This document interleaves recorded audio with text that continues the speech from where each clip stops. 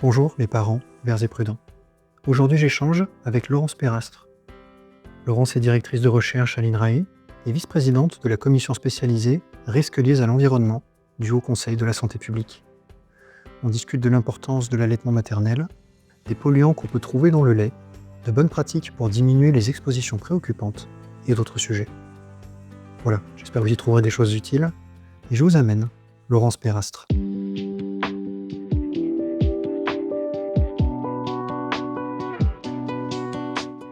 Aujourd'hui, je suis avec Laurence Perastre. Laurence, merci de te joindre à moi. Merci, bonjour Guillaume. Je souhaitais échanger avec toi à propos d'un sujet que tu as eu l'occasion d'approfondir récemment dans le cadre Mhm. d'un rapport du Haut Conseil de la santé publique, donc à Oui, savoir l'allaitement, un oui. thème qui présente de forts enjeux pour les enfants. Alors avant qu'on débute, est-ce que tu souhaiterais indiquer des liens d'intérêt au regard de la thématique santé environnementale, des liens que tu penses importants que les personnes qui nous regardent aient en tête en nous écoutant échanger? Non, j'ai rien de spécial à évoquer sur ce sujet-là. Ok, très bien. Alors pour commencer, si tu veux bien, je te propose de présenter ce sur quoi tu travailles, le Oui, rapport dont on parlait en introduction, et puis les enjeux associés en santé environnementale. d'accord, merci. Donc moi, je suis Laurence Perastre. Je suis directrice de recherche à l'INRAE dans une unité à Toulouse qui s'appelle Toxalim. Et dans cette unité, nous travaillons dans le domaine de la toxicologie alimentaire. Et en ce qui me concerne, j'ai une expertise sur les pesticides en particulier, les effets de mélange de pesticides sur la santé. Alors juste, je vais un petit peu expliquer pourquoi je travaille sur cette thématique, quels sont les enjeux. En fait, euh, on sait que les pesticides sont des facteurs de risque pour la santé au regard des différentes études montrant des relations ou des corrélations entre l'exposition professionnelle aux pesticides et l'impact sur leur santé, le développement de certaines pathologies. Mais en fait, les professionnels ne sont pas les seuls exposés à ces composés, les consommateurs le sont aussi via l'alimentation. Et via l'alimentation, les consommateurs sont exposés certes à de faibles doses. Ça reste des faibles doses de pesticides, comparables à ce à quoi le professionnel peut être exposé. Donc, on est exposé à de faibles doses, mais on est exposé à des cocktails de pesticides. Et donc, la question de l'effet de ces cocktails est très importante. Pourquoi? Parce que lorsque les lors de l'autorisation de mise sur le marché des pesticides, eh bien, à chaque composé, on va attribuer ce que l'on appelle une valeur toxicologique de référence. En fait, c'est la valeur en dessous de laquelle tout individu peut être exposé selon les agences réglementaires sans avoir d'effet sur la santé. Mais ces valeurs de toxicologie réglementaire sont attribuées à des pesticides individuellement. Il n'y a pas de valeur pour les pesticides lorsqu'ils sont en cocktail. Or, euh, d'un point de vue biologique et on va dire oui biologique, on sait que lorsque des composés sont en mélange, eh bien, ils peuvent interagir. Ils peuvent interagir entre eux et les effets de ces interactions peuvent conduire à des effets synergiques en fait. Oui, d'ailleurs, Et ça fait écho finalement à l'allaitement au lait maternel dont on va parler, puisqu'à l'intérieur, il y a plusieurs types de polluants, qu'il voilà, y a une exposition aussi à des mélanges, voilà, avec les voilà. incertitudes associées. Et je trouvais d'ailleurs que c'était un point, moi, que je trouve intéressant dans le rapport du Haut Conseil sur l'allaitement, c'est qu'on n'élude pas la question, je pense que se posent pas mal de parents, de qu'est-ce qu'il y a dans le lait maternel aujourd'hui, quels sont les risques associés, est-ce que ça reste bénéfique? Je trouvais que c'était un des points forts du rapport de le traiter très clairement, quoi, ces aspects de Oui, mélange et d'exposition. oui, tout à fait, tout à fait. C'est la réalité de l'exposition, qu'on soit en période d'allaitement ou qu'on soit en dehors de cette période, on est exposé. Alors, à des mélanges de polluants, effectivement. C'est ce qu'on appelle l'exposome chimique, si on veut utiliser un terme scientifique, c'est-à-dire c'est un mélange de contaminants. Alors, on va être exposé de différentes façons. On peut être exposé par voie aérienne, par inhalation, on peut être exposé par l'alimentation, on peut être exposé par voie cutanée, je peux y revenir plus tard. Donc, il y a tous ces points qu'il faut prendre en compte pour évaluer les effets, si vous voulez. Et je trouvais toujours dans les expositions qu'on peut avoir à des mélanges de substances, un des points que soulignait le rapport du Haut Conseil, c'était que les laits artificiels, ça contient aussi certaines substances préoccupantes, plusieurs. Donc là aussi, il y a des enjeux de mélange et puis il y a des enjeux aussi, une autre incertitude qui est sur on ne sait pas exactement bien la composition de ces laits, en fait. Ah oui, tout à fait, tout à fait. Donc, dans ce rapport, il y a deux grandes parties, hein. C'est un rapport de synthèse. Il y a deux grandes parties. Une partie qui est consacrée aux bénéfices, on va dire, de l'allaitement maternel, à l'état de l'art sur tout ce qu'on sait sur les bénéfices de l'allaitement maternel en termes d'effets santé pour l'enfant, pour la mère, relation mère-enfant, en termes d'impact sur au niveau de la société, au niveau environnemental, mais aussi il y a une autre partie qui concerne, on va dire, ce qu'on a appelé les préoccupations environnementales, c'est-à-dire la question justement de la présence de contaminants dans les laits maternels. Et pour traiter cette question, on a fait en fait une revue de la littérature scientifique, en fait, des études relatives à ce sujet, mais au niveau international parce qu'une étude française, l'étude mise en place par l'ANSES, avait travaillé sur des laits maternels en France. Nous, on a mis en perspective en fait cette étude au niveau international et effectivement, les résultats de notre recherche bibliographique montrent que il y a des contaminants dans le lait maternel, mais comme dans d'autres matrices par ailleurs, dans d'autres matrices chez l'homme, on peut retrouver des contaminants dans nos urines, dans le sang, dans les cheveux. Donc, effectivement, le lait maternel peut être contaminé, mais les laits artificiels le sont aussi. Alors, il y a quelques différences entre les maternels et les artificiels en termes de contaminants. Par exemple, les laits artificiels vont contenir des métaux en quantité plus importante que dans les laits maternels. Et puis, il y a des contaminants spécifiques aux laits artificiels qui sont des contaminants qui sont néoformés au cours du processus de fabrication. Et il faut aussi prendre en compte, quand on parle du lait artificiel, de la teneur en contaminants de l'eau qui sert à la reconstitution des laits. Donc, effectivement, c'était important pour nous dans ce rapport non seulement d'évaluer la présence des contaminants dans les laits maternels au niveau international, mais de faire aussi la comparaison avec les laits artificiels. Parce que le lait maternel ne peut pas être remplacé par un lait artificiel en termes de qualité, en termes d'effets bénéfiques pour, voilà, pour l'enfant, pour la mère, etc., au niveau santé ou au niveau relation. Donc, c'est important pour nous de montrer que, voilà, c'est pas, il faut pas changer l'allaitement maternel pour un allaitement artificiel. Voilà. Oui, la revue dont Alors, tu parlais, de mémoire, pointe, enfin, en tout cas conclut que la littérature pointe vers un trait net, euh, des bénéfices très nettement supérieurs aux risques, voilà, sans éluder les substances qu'on peut y trouver, les risques associés. Aujourd'hui, l'état de la science est de dire que les bénéfices sont très nettement supérieurs. Donc, enfin, pour rejoindre la oui, conclusion que tu... oui, tout à fait, tout à fait. Alors, je ne suis pas spécialiste des bénéfices du lait maternel, mais c'est ce qui ressort du rapport. C'est ce qui ressort du rapport, indépendamment de la présence de contaminants dans le lait maternel, les bénéfices sont beaucoup plus importants, donc à prendre en compte, même si on n'a pas vraiment fait une étude bénéfice-risque, ce n'était pas l'objectif, c'était vraiment de traiter les questions d'un point de vue scientifique.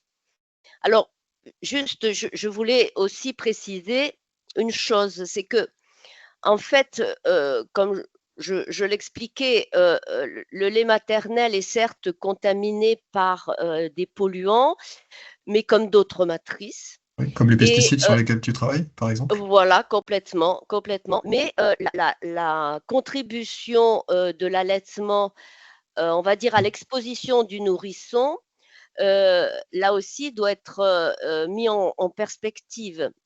Parce que, d'une part, parce que la période d'allaitement est une fenêtre courte d'exposition, hein, qu'il faut restituer dans la période des 1000 jours, hein, qui vont du stade embryonnaire à l'âge de 2 ans. et que la plupart des contaminants, et ça c'est important de le savoir aussi, peuvent traverser la barrière placentaire et donc conduire à l'exposition du fœtus pendant la grossesse. Or, on sait que le développement fœtal est quand même une période critique et une période de vulnérabilité vis-à-vis des contaminants et que pendant cette période, en fait, les polluants environnementaux ou les facteurs environnementaux, hein, quels qu'ils soient, ça peut être aussi un stress simplement, hein, pas seulement chimique, eh bien, peuvent établir des susceptibilités à certaines pathologies par des modifications qu'on appelle épigénétiques des cellules, des cellules embryonnaires. Donc, en fait, la présence de contaminants dans le lait maternel ne doit pas être, cette notion-là ne doit pas se focaliser uniquement sur la période d'allaitement, mais elle implique en fait de prendre en compte et de surveiller l'exposition de la population générale. Parce que cette contamination, elle est, comme elle est présente au cours du développement fœtal et que c'est une période plus longue que l'allaitement maternel, eh bien, il faut prévenir l'exposition, notamment donc au cours de cette période de développement fœtal. Je ne sais pas si j'ai bien. Non, c'est clair. Et puis les aspects de fenêtre de vulnérabilité, de 1000 premiers jours, c'est des choses que j'ai abordées sur ma chaîne. Donc, en tout cas, ceux qui suivent D'accord, régulièrement d'accord, seront à l'aise. d'accord. J'ai souvenir que dans voilà, cette logique de diminution des risques évitables, de réduction des expositions préoccupantes, dans un de nos échanges précédents, tu me dis que toi, tu voyais j'espère que j'ai bien compris, deux catégories en fonction de est-ce que le polluant est persistant ou pas. Et notamment, Tout à c'était fait. une manière de les gérer différente. J'étais preneur Tout à d'un fait, petit brief tout là-dessus. à fait. Tout à fait, Guillaume, il y a 2 types de polluants, en fait. Des polluants organiques persistants, c'est-à-dire qui ont une durée de vie très, très longue, dans l'organisme. Il y a des polluants qu'on retrouve encore aujourd'hui dans notre environnement, alors que, ils ont été interdits, depuis, plus de 20 ans. Là aussi, Et les pesticides sont un bon exemple, certains d'entre eux. oui, oui, certains pesticides, pas tous les pesticides, mais certains pesticides. Alors, ces polluants organiques persistants, ils ont, la propriété d'aimer beaucoup les lipides, le gras. Donc, c'est la raison pour laquelle on va en retrouver, on peut en retrouver dans le tissu gras, mais on peut en retrouver dans le lait maternel qui est un tissu quand même qui a des lipides, qui contient des lipides. Donc ils ont cette, on va dire cette, faculté à s'accumuler et à se solubiliser très bien dans les lipides et donc pour prévenir cette exposition, parce qu'elle est possible aussi, hein, pour certains d'entre eux.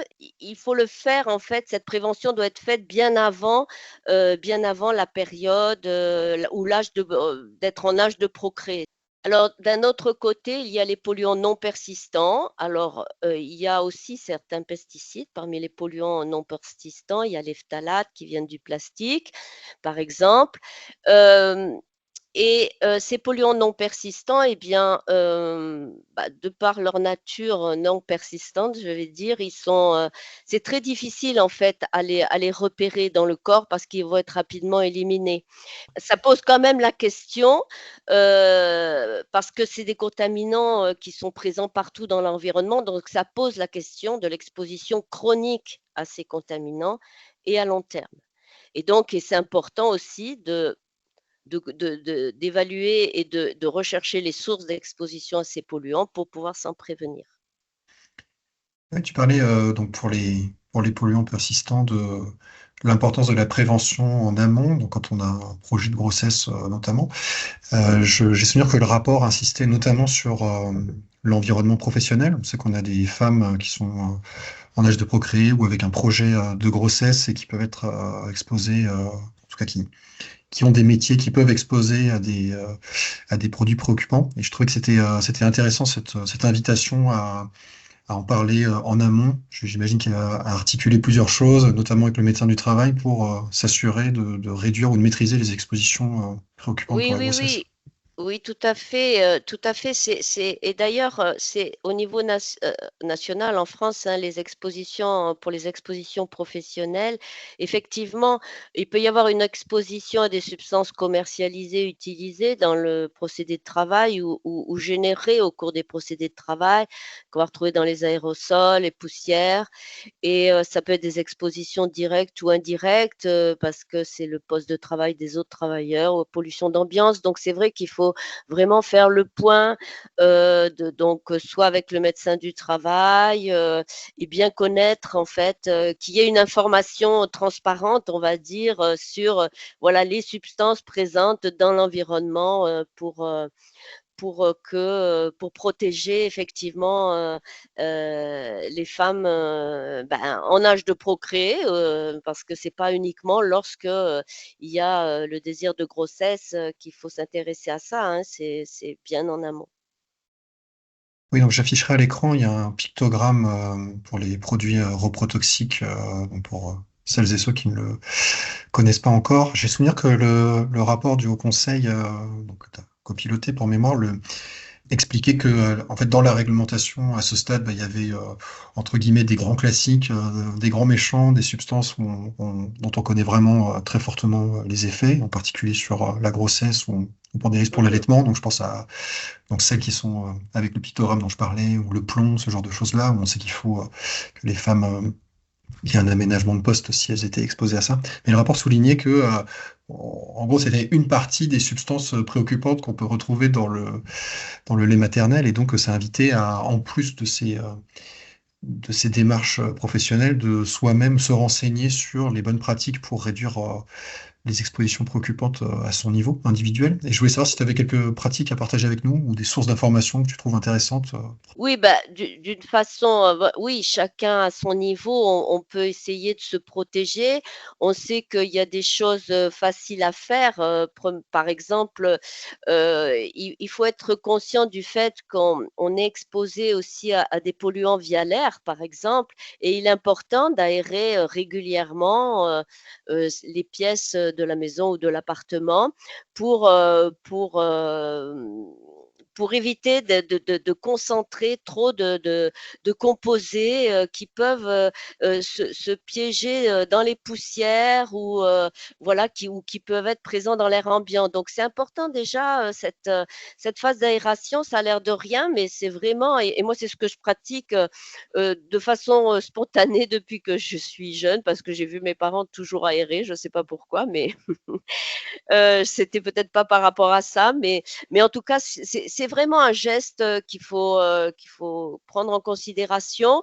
Ensuite, si on veut parler plus particulièrement, par exemple, des pesticides, hein, on peut se prévenir, facilement de l'exposition aux pesticides. Alors, bien sûr, si on mange des légumes, et fruits issus de l'agriculture biologique, alors après ça dépend bien sûr, du budget, si on est amené à consommer, des, produits, issus de l'agriculture conventionnelle, il y a des moyens, j'avais d'ailleurs fait une revue en français, qui est, publiée dans les cahiers de nutrition diététique, sur les moyens, dont on dispose, pour se prévenir de l'exposition aux pesticides si on mange pas, bien sûr, du bio. Alors ça passe par exemple alors, on parle souvent du lavage des bien sûr, il faut laver, ces fruits et légumes, mais il faut pas que laver, il faut les faire tremper, en fait. Plus le trempage est long et répété et plus les pesticides vont pouvoir, se solubiliser pour ceux qui sont solubles dans l'eau. Malheureusement, tous ne sont pas solubles, mais ça va éliminer quand même pas mal de pesticides. Il faut enlever la peau des fruits et des légumes.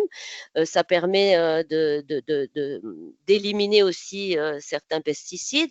Après, il y a d'autres choses qu'on peut faire, hem, au niveau alimentaire, pour, des polluants, par exemple, organiques persistants qui s'accumulent dans le gras et ne on peut éviter, par exemple, les poissons gras seront à éviter ou les viandes assez grasses seront à éviter parce que ces polluants persistants vont se retrouver dans les graisses et au niveau, par exemple, des cosmétiques, il faut faire aussi attention parce que l'exposition cutanée peut aussi induire une exposition, enfin un passage des produits dans le corps. Et par exemple, je crois, ce sont les phtalates dans les produits cosmétiques. Donc, bon, ils sont normalement, ils doivent être contrôlés a priori, mais donc c'est important de regarder aussi les produits cosmétiques qu'on utilise. Et aussi, je reviens sur les pesticides. Une autre chose qu'on peut faire, c'est ne pas utiliser d'anti-moustiques, par exemple, à la maison, parce que les anti-moustiques, ce sont des pesticides, des pyrétrinoïdes, qui ont des effets qui peuvent avoir des effets assez délétères sur la santé. Et nous avions fait, il y a quelques années de cela, une revue de la littérature sur les relations entre l'utilisation de, euh, de pesticides à la maison, hein, usage domestique, et l'incidence des pathologies chez l'enfant. Et cette revue montrait qu'il y avait quand même un lien très fort entre l'utilisation de pesticides à la maison, notamment les insecticides, et les biocides, les produits vétérinaires utilisés pour les animaux, hein, les antipuces, les antitiques. Donc, il y avait vraiment une relation entre l'utilisation de ces produits et le développement de pathologies assez graves chez l'enfant.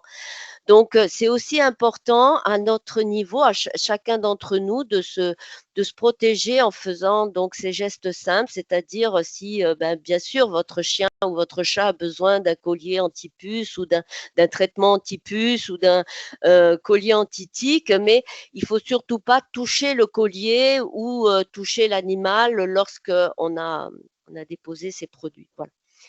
Ça fait Ok. partie des gestes de prévention, on va dire. Après, il y a des associations, hein, le projet FES, qui présente des recommandations justement pour éviter les expositions. Ouais, source que j'apprécie beaucoup.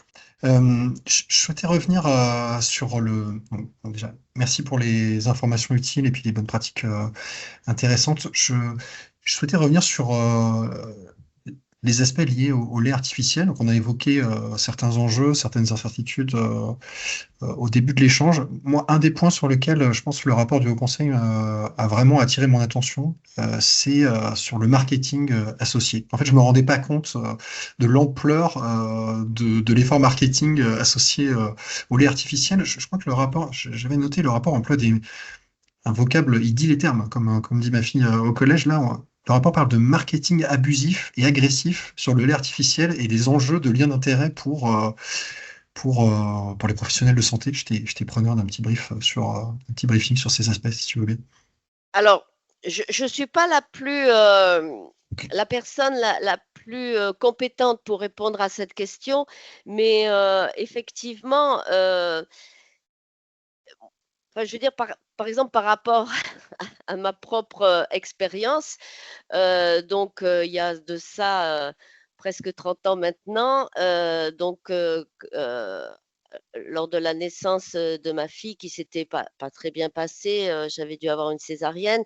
Donc le bébé avait pas été allaité au tout début vu que j'avais quand même des anesthésiques dans le sang. Donc on m'avait dit, ben voilà, on va faire le lait maternel. Après vous reprendrez l'allaitement. On va faire le lait artificiel et vous reprendrez l'allaitement maternel. Et en fait, j'ai pas été vraiment on va dire, aider à cette époque-là pour reprendre l'allaitement maternel parce que le bébé ayant essayé la tétine molle du biberon, ben voilà, il voulait pas prendre le sein en fait.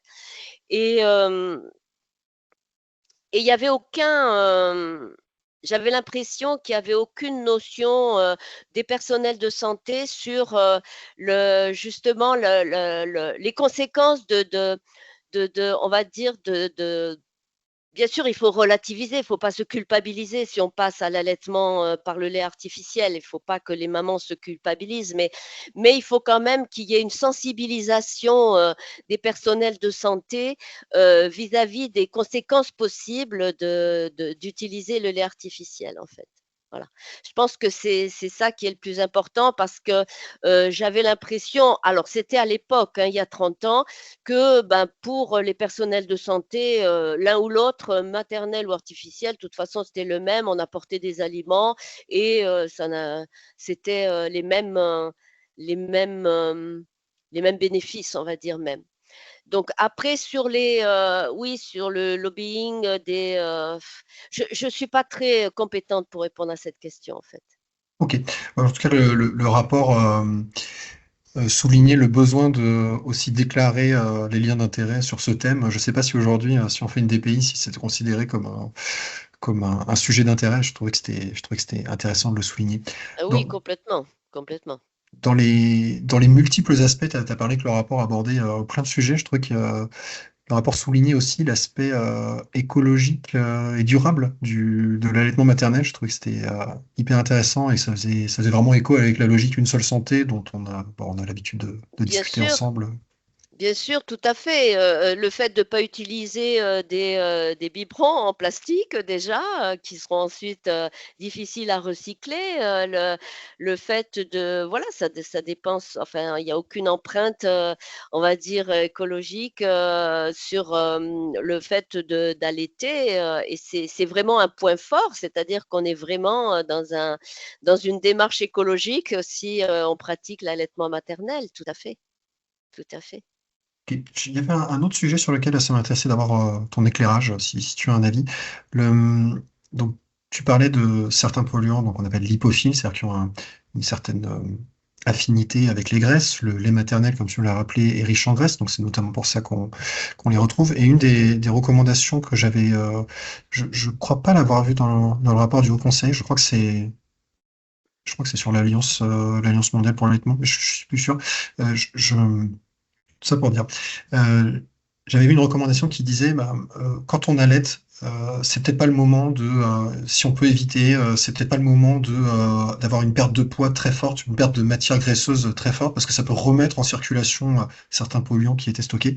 Si tu as, un éclairage sur ce sujet, je suis preneur. Oui, oui, tout à fait, tout à fait.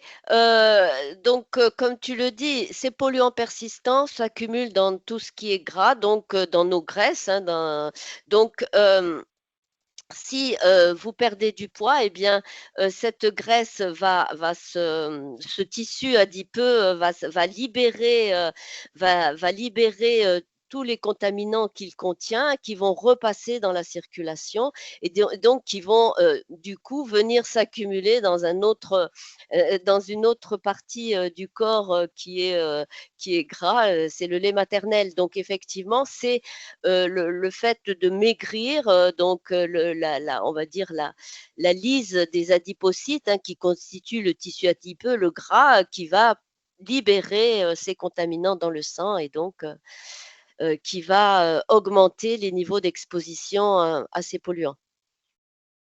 Ok, très bien.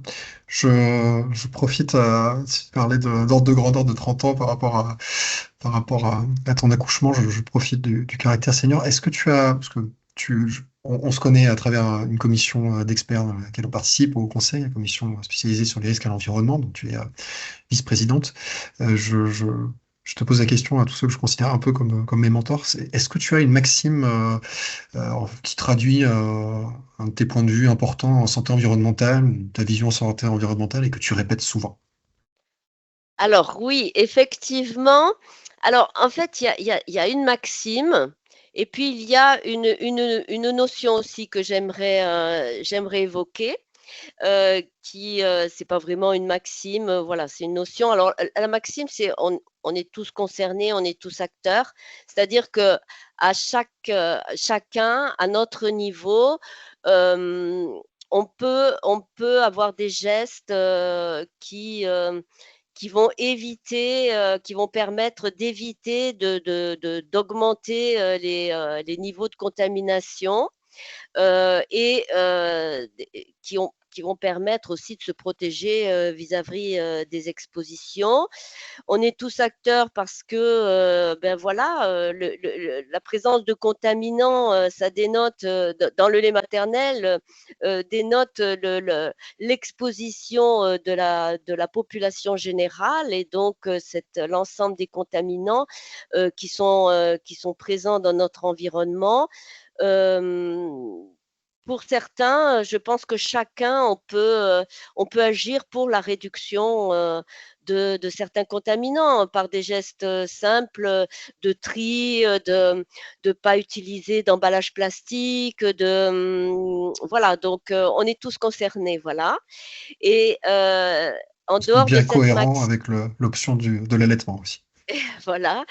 Et alors, la notion que j'aime bien expliquer, c'est en fait, c'est par rapport en fait, à l'anxiété qui pourrait être consécutive voilà, à la présence de contaminants dans notre environnement. Les gens peuvent, la population en général peut se sentir un peu anxieuse ou même beaucoup pour certains parce que ils se disent ben on ne sait pas quoi faire. Et alors, ce qu'il faut savoir, c'est quand même que l'organisme est quelque chose de formidable.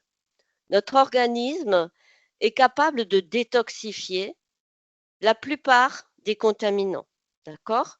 C'est-à-dire que lorsqu'un composé étranger à notre organisme, il va être métabolisé, détoxifié et éliminé par les urines. Et l'organe le plus important dans ce rôle de détoxification, c'est le foie. Si on n'avait pas cette détoxification, on serait tous morts. Donc, ce que je veux dire, c'est il y a aussi, il faut avoir confiance en son organisme en sachant qu'on est capable de détoxifier. Alors, ça ne résout pas tous les problèmes, puisqu'effectivement, il y a des corrélations entre l'exposition à des contaminants et des pathologies, même dans la population générale. Mais cette relation, je veux dire, il faut aussi avoir confiance en son organisme. On est capable de détoxifier. Après, effectivement, c'est la chronicité de l'exposition qui peut faire l'effet en fonction de l'environnement, de l'état de l'organisme. Il peut y avoir des individus plus ou moins sensibles et pour lesquels cette exposition répétée va conduire au dépassement des capacités d'adaptation de l'organisme ou de détoxification. Voilà, mais, donc, cette exposition répétée, effectivement, elle est à prendre en compte et donc il faut se protéger de cette exposition répétée. Mais cependant, il faut bien se dire que l'organisme est quand même formidable. Il faut avoir Aussi. confiance. Ce qui fait bien écho avec la notion de substance non persistante dont tu parlais tout à l'heure, et puis avec les sensibilités des jeunes enfants que tu as aussi souligné. Voilà, complètement, complètement. Très bien. Merci beaucoup pour les informations utiles, pour les bonnes pratiques intéressantes. Est-ce qu'il y avait un point important pour toi et qu'on n'aurait pas abordé spontanément lors des échanges? Non, je pense cet échange m'a permis oui, d'évoquer voilà, ce que je faisais, mes activités de recherche et puis d'évoquer aussi les grandes informations qu'on a essayé de passer au travers du rapport sur l'allaitement maternel. Si peut-être je pourrais rajouter quelque chose, c'est que cette notion de la prévention, elle est possible. Voilà. Alors, bien sûr, elle met en jeu les décideurs, le pouvoir public, parce que ça, c'est pas à notre niveau. On peut pas diminuer, augmenter les normes, faire des normes très strictes et demander à ce qu'il y ait une réduction des expositions. Ça, ce sont les décideurs, les pouvoirs publics qui vont le faire, mais une prévention est possible. Alors, elle passe par l'information, hein, donc il faut s'informer au travers des différents sites, hein, Santé publique France, je l'ai cité, le projet fait, WECF aussi, et il y a il y a des plans régionaux santé aussi qui ont évoqué les moyens de prévention. Et donc, l'information, elle est indispensable, qu'on soit qu'on soit en âge de procréer ou non. Il faut s'informer sur les sources d'exposition et sur les moyens possibles de se prévenir de ces expositions. Très bien, message est passé. Je mettrai dans la description de la vidéo les différentes sources d'informations Oui, que voilà. tu as citées. Ceux qui voudraient suivre ton travail sur les pesticides, par exemple, ou les rapports auxquels tu vas participer, où est-ce qu'on peut les renvoyer de manière préférentielle? Tu es sur les réseaux, Laurence, par exemple? Pas encore? Ok. Donc, Non, je peut-être suis pas le sur les. travail de ton équipe?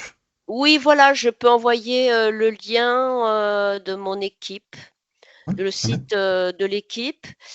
Je Pour les mettrai aussi cahiers le lien. Oui, je t'en prie. Vas-y. Oui, pardon, il y a un article que j'ai publié récemment, là, en début d'année, je crois, il est sorti dans les cahiers de nutrition diététique, il est en français, sur les moyens voilà, de diminuer son exposition aux pesticides de façon simple, quoi. Oui, très bien, parfait. Je mettrai aussi dans les références de la vidéo le lien vers le rapport allaitement du Haut Conseil, et puis Oui, généralement oui, vers les activités de la commission d'accord, très bien, spécialisée risque et l'environnement dont tu es vice-présidente, comme ça permettra de suivre les travaux auxquels tu d'accord. participes. Très bien, merci beaucoup encore une fois pour les informations intéressantes, les bonnes pratiques utiles, et puis bah, je te dis à très bientôt pour nos sujets en commun. Merci beaucoup et à bientôt. Au revoir, À très bientôt, Guillaume. Laurence. Voilà pour cet entretien. S'il vous paraît utile, vous pouvez liker, vous abonner et clocher, si ce n'est pas encore fait, pour que YouTube favorise sa diffusion. À très bientôt.